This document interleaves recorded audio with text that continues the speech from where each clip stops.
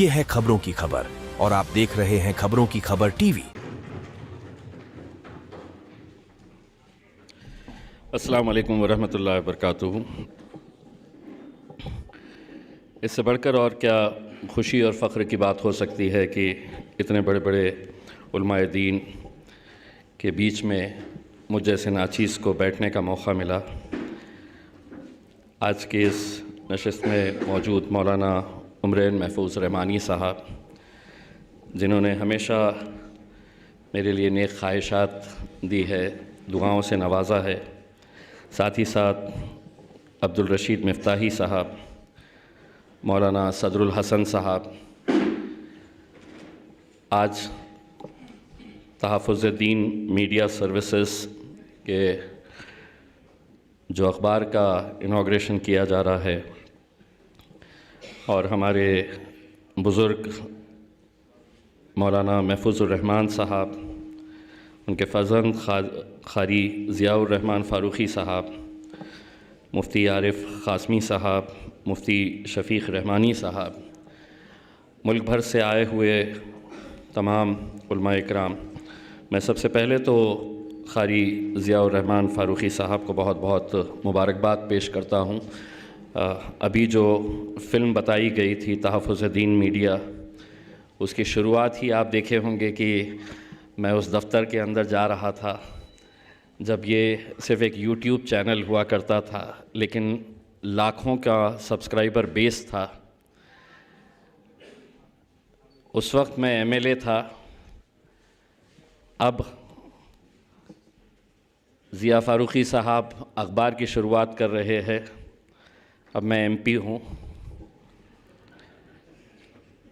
24 साल मैं भी सहाफ़ी था, मैंने भी 24 साल पत्रकारिता की है, जर्नलिस्ट था। मुझे बैठे बैठे ये ख़्याल आ रहा था कहीं महफूज़ुर रहमान फ़ारूक़ी साहब को ये डर तो नहीं सता रहा कि 24 के अंदर कुछ उलट फेर हो जाए तो दोबारा इम्तियाज़ जलील सहाफ़ी बन सकता है तहफ़्फ़ुज़-ए-दीन मीडिया ज्वाइन करके उसमें। लेकिन मुझे मालूम है आप लोगों की दुआएं हमेशा मेरे साथ रही है। अल्हम्दुलिल्लाह पिछले 10 सालों से ये बहुत बड़ा एज़ाज़ आप लोगों ने मुझे दिया कि 2014 के अंदर मैं एमएलए बना। अल्हम्दुलिल्लाह आप लोगों की दुआओं की बदौलत 2019 के अंदर जब सारा मुल्क सोचता था कि औरंगाबाद से कभी मुस्लिम क़यादत दोबारा खड़ी नहीं हो सकती है, हर एक अपने अपने हिसाब लगाता था और कहता था कि ये कैसे मुमकिन हो पाएगा। इतने सारे मुझे हिसाब बताए जाते थे कि ये ज़ात के इतने, ये मज़हब के इतने, ये इतने।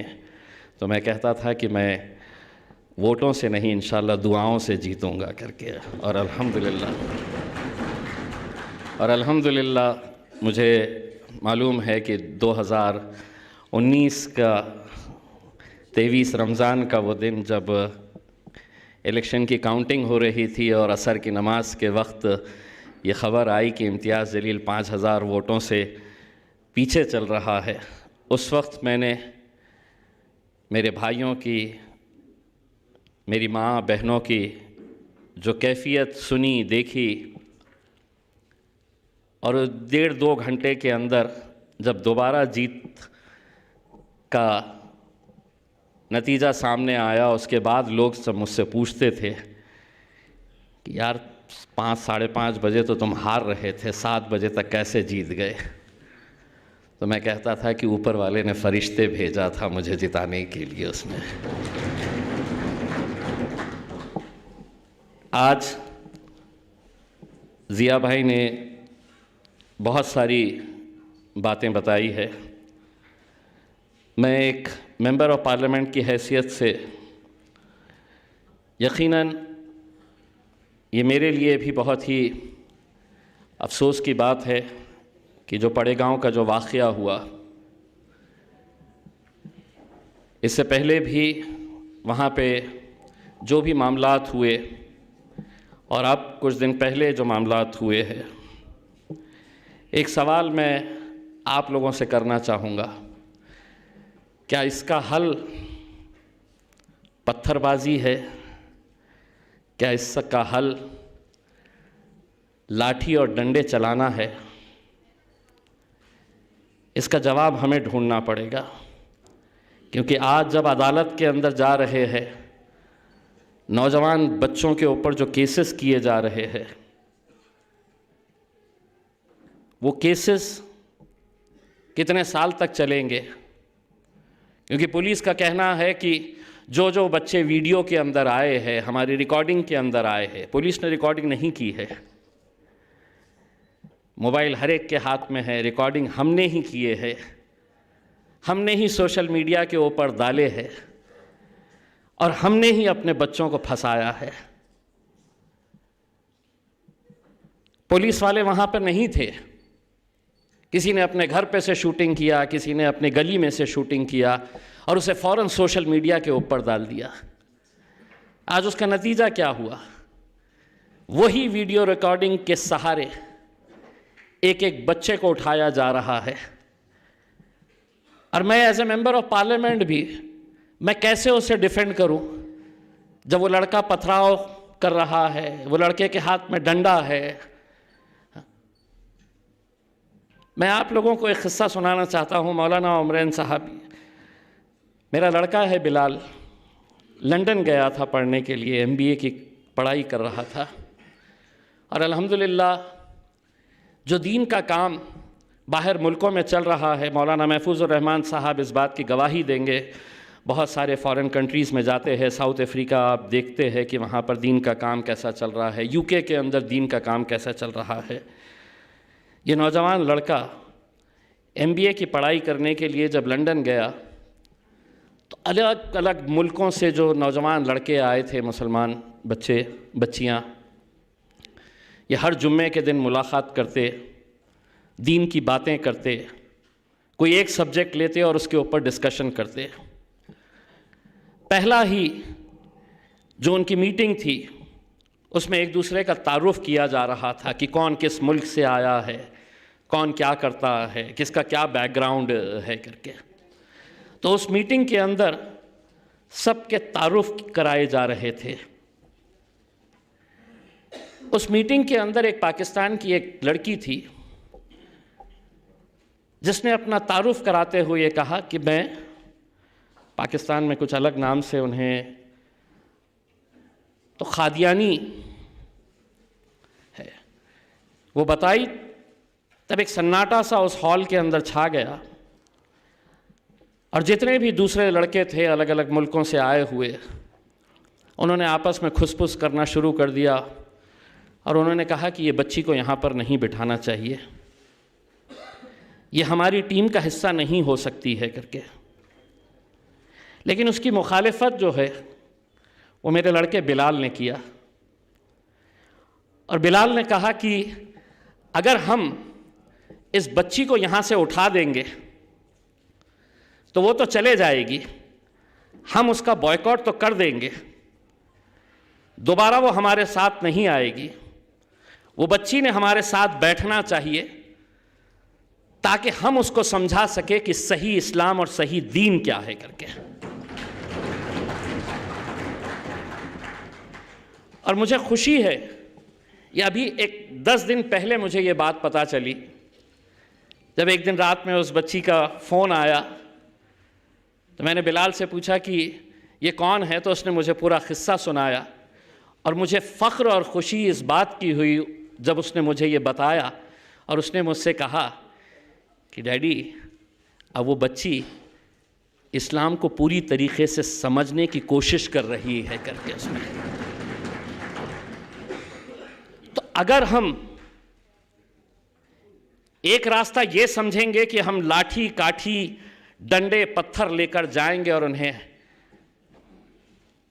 जब ये लोगों ने मुझसे कहा कि ये मामला ऐसा हुआ है कि आइए आप पड़ेगांव आइए, पड़ेगांव आइए, आप यहाँ पर बहुत सारे बच्चों को उठाया जा रहा है करके, तो मैंने कहा कि मैं आऊँगा और मैं उन लोगों से भी बात करना चाहूँगा।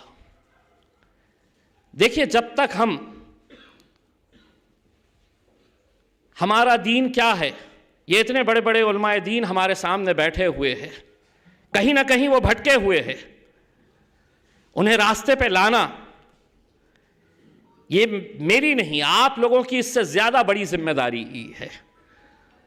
माइक टायसन जो इतना बड़ा बॉक्सर, उसका एक स्टेटमेंट अभी कुछ दिन पहले वीडियो आया और उससे एक लड़की ने सवाल किया कि आप इतने बड़े बॉक्सर थे, आपने इस्लाम को क्यों कबूल किया, क्या वजह थी, क्या देखा था आपने? तो उसने बड़ा प्यारा सा जवाब दिया। उसने ये नहीं कहा कि मैंने बड़े बड़े मुसलमानों को मिला और उसके बाद मैंने फैसला किया। उसने ये जवाब दिया कि मैंने बहुत अच्छे मुसलमानों से मिला। मैं जेल में था तो मैं ऐसे मुसलमानों को देखा कि जेल में रहने के बावजूद भी वो 5 वक्त की नमाज नहीं छोड़ रहे थे। तब मुझे यह हुआ कि ऐसा क्या मजहब है कि हम जेल में आने के बावजूद भी अपने मजहब की डोरी को हमने छोड़ा नहीं है उसमें। तब वो माइक टायसन ने इस्लाम को कबूल किया। आज के हालात क्या है ये आप कभी सोचिए। जो बच्चे उठाए जा रहे हैं, मैं हमेशा ये बात कहता था कि अगर इस दौर के अंदर नशे का कारोबार धड़ल्ले से चल रहा है, कहां चल रहा है? कोई ऐरे गैरों की बस्तियों में नहीं चल रहा है, हमारी बस्तियों में चल रहा है। और मैं पूरे हिंदुस्तान के बारे में बात कर रहा हूं, मैं सिर्फ औरंगाबाद या मेरी कॉन्स्टिट्यूएंसी के हद तक नहीं बोल रहा हूं। मैं हिंदुस्तान के हर बड़े शहर के अंदर आप चले जाइए, मुसलमानों की अगर बस्तियां हैं तो वहां पे नशा बेचने वाला भी मुसलमान मिलेगा और नशे का इस्तेमाल करने वाला भी मुसलमान मिलेगा। ये आप ये मत समझिएगा कि वो 2 पैसा कमाने के लिए वो ये धंधा कर रहा है करके।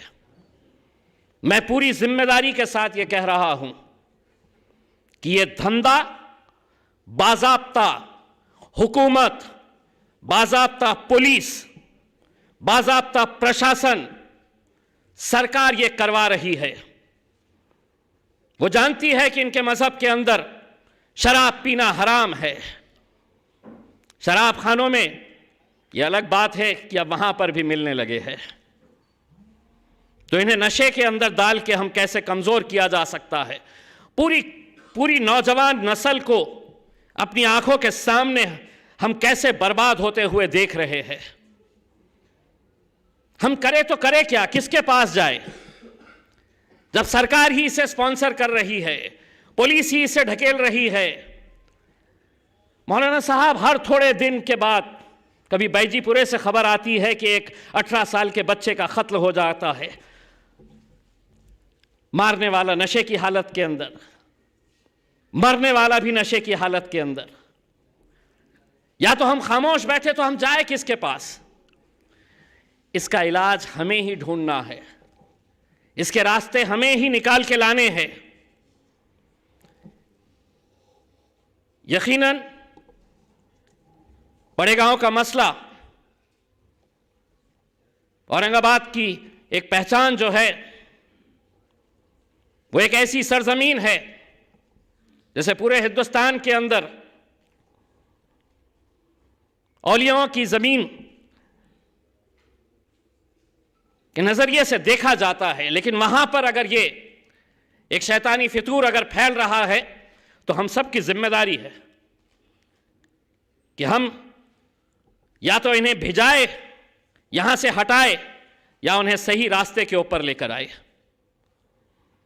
ये कोशिश हम सबको मिलकर करने की जरूरत है।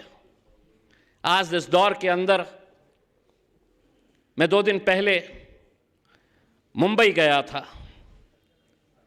वहीं के director general Rashmi Shukla, director general of police से मिलने के लिए गया था, यही बताने के लिए कि ये पड़े गांव का मसला क्या है। क्योंकि जिस वक्त ये मामला हुआ, मैंने पुलिस कमिश्नर को कहा कि वहां पर ऐसा ऐसा मामला है। 22 तारीख के दिन आपको मालूम है कि पूरे मुल्क के अंदर क्या माहौल चल रहा था। मुझे भी डर सताया कि ये मामला क्या है। मैंने पुलिस कमिश्नर को फ़ोन किया और ये कहा कि साहब पड़ेगांव के अंदर एक मामला हुआ है, हिंदू मुसलमान का नहीं है। उन्होंने मुझसे कहा कि मेरे डीसीपी को मैं इमीडिएट भेज रहा हूँ। वो डीसीपी वहाँ पर गया और वहाँ पे जब वो देखा तो उसने मुझसे फ़ोन करके ये कहा कि इम्तियाज़ साहब मुझे समझ में नहीं आ रहा है ये मामला क्या है करके, क्योंकि इधर भी दाढ़ी वाले टोपी वाले हैं और उधर भी दाढ़ी वाले टोपी वाले हैं, तो ये इतना क्या है करके। मैं बोला मैं आपको बाद में समझाऊंगा मामला क्या है, अभी आप सिचुएशन को कंट्रोल में करिएगा। मैं जब बंबई गया तो मीरा भयंदर के अंदर जो हुआ हमने सबने देखा, आज भी वीडियोस उसके आपको देखने को मिल रहे हैं। आप मेरी बस्तियों में आएंगे, मेरे घर में आएंगे, हमने कानून को अपनाया था, हमने कानून के फैसले को अपनाया था, लेकिन अगर आप ऐसे ही शर पैदा करने की कोशिश करेंगे, माहौल खराब करने की, और फिर इल्जाम हमारे ही सर के ऊपर आप मारने की कोशिश करेंगे। ये मुल्क के अंदर अगर कानून है तो मेरे लिए जो कानून है वो दूसरों के ऊपर भी वही कानून लागू है, या जो कानून उनके ऊपर है वही कानून मेरे ऊपर है। लेकिन अगर कोई ये कहता है कि मुझे 5 मिनट दो, अगर कोई ये कहता है कि मैं चुन चुन कर हम इसका बदला लेंगे, ये सोचिए अगर ये जबान अगर इम्तियाज जलील अगर इस्तेमाल करे तो क्या हमारे मुंह में जबान नहीं है? क्या हम बोल नहीं सकते हैं? अल्हम्दुलिल्लाह तुम जिसे अपना बाप समझते हैं उनसे बेहतर जबान हमारी है अगर हम खोलना शुरू करेंगे तो। लेकिन अगर हम खामोश हैं तो इसका मतलब यह नहीं है कि तुम्हारे बारे में कोई बोलने वाला ही नहीं है। इसीलिए मैं कहता हूं कि जुल्म के साए में लब खोलेगा कौन? अगर मैं भी चुप रहा तो फिर बोलेगा कौन? कम से कम आज हमारे नौजवान लड़कों के अंदर वो हिम्मत होनी चाहिए कि नहीं, पीछे अगर कुछ गलत हो रहा है तो हमारे पीछे कोई खड़ा हुआ है, कोई बोलने वाला है। लेकिन आज बोलने के लिए भी तैयार नहीं है कोई। इतना डर, इतना खौफ।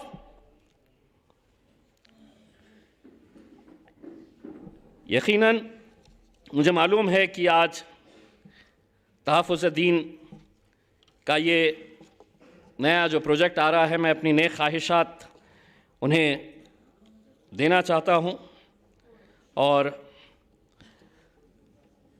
ये बताना चाहता हूँ कि समाज की जो बुराइयां हैं, नौजवान नस्ल के बारे में अब्दुल रशीद मिफ्ताही साहब ने बताया है कि सोशल मीडिया के ऊपर हम कितने एक्टिव हैं। ज़रा सा कहीं पर से कोई व्हाट्सएप आ गया, फ़ौरन उसको फॉरवर्ड कर दो। ये देखो मत कि उसके अंदर क्या सच्चाई है, क्या बुराई है, क्या गलत है, क्या सही है। आज कितने सारे केसेस पश्चिम महाराष्ट्र के अंदर सिर्फ व्हाट्सएप का मैसेज फॉरवर्ड करने के ऊपर हुए हैं, सिर्फ व्हाट्सएप का मैसेज फॉरवर्ड करने के ऊपर हुए हैं। फेसबुक के ऊपर बिल्कुल सही बताया है कि आज हालात क्या है। आज सिडको में सह्याद्री हॉस्पिटल के अंदर एक 18 साल की बच्ची, 18 साल की बच्ची, विनायक निपुण नाम के एक म्युनिसिपल कमिश्नर यहां पर थे। अब जॉइंट सेक्रेटरी है मंत्रालय के अंदर एजुकेशन डिपार्टमेंट में।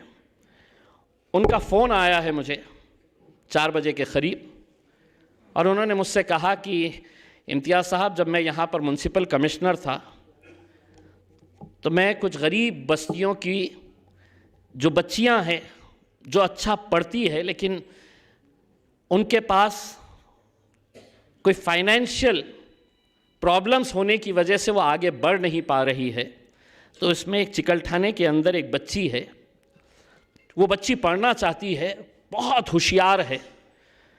मैंने खुद उसके लिए कई मर्तबा अच्छी अच्छी क्लासेस लगाया और उन्होंने मुझसे कहा कि अगर उसे थोड़ी सी मदद मिल जाए तो वो यूपीएससी का एग्ज़ाम भी पास कर सकती है।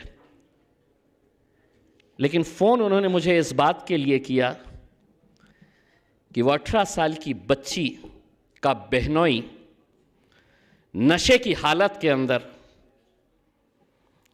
उस लड़की को उठाकर सीढ़ियों के नीचे फेंक दिया। वो लड़की का उन्होंने मुझे नंबर दिया। मैंने फौरन अपनी टीम को वहां पर सह्याद्री हॉस्पिटल के अंदर भेजा। मैंने पुलिस को कॉल किया और पुलिस को कॉल करके मैंने ये कहा कि वो जो नशे की हालत के अंदर वो जो आदमी है जिसने इस बच्ची को मारा है, मैं बोला पहले पुलिस स्टेशन में लेकर आओ उसे, जितना तोड़ सकते हैं तोड़ो, मैं तुम्हारा साथ दूंगा, और जितनी सख्त कलम लगा सकते हैं लगाओ। वो बच्ची, उसका MRI कराया गया है, उसके ब्रेन में स्वेलिंग आई है। आप लोगों से दुआओं की दरख्वास्त है उस बच्ची की सेहत के लिए। ऐसे हालात के अंदर हम जी रहे हैं, अपने ही पड़ोस के अंदर। आप सोचिए कि एक म्युनिसिपल कमिश्नर जो हमारे मज़हब से ताल्लुक़ नहीं रखता है, लेकिन उसके अंदर इंसानियत ज़िंदा है, तो वो बम्बई से मुझे फ़ोन करता है। और हम पड़ोस में रहकर भी, हम अपने क़रीब के अंदर भी आज अगर कुछ नहीं कर पा रहे हैं तो हमें सोचने की ज़रूरत है। आज आपने मुझे सुना, मुझे अब मौलाना उमरैन साहब को सुनना है। बहुत बहुत शुक्रिया। वाखिर दावाना अल्हम्दुलिल्लाह।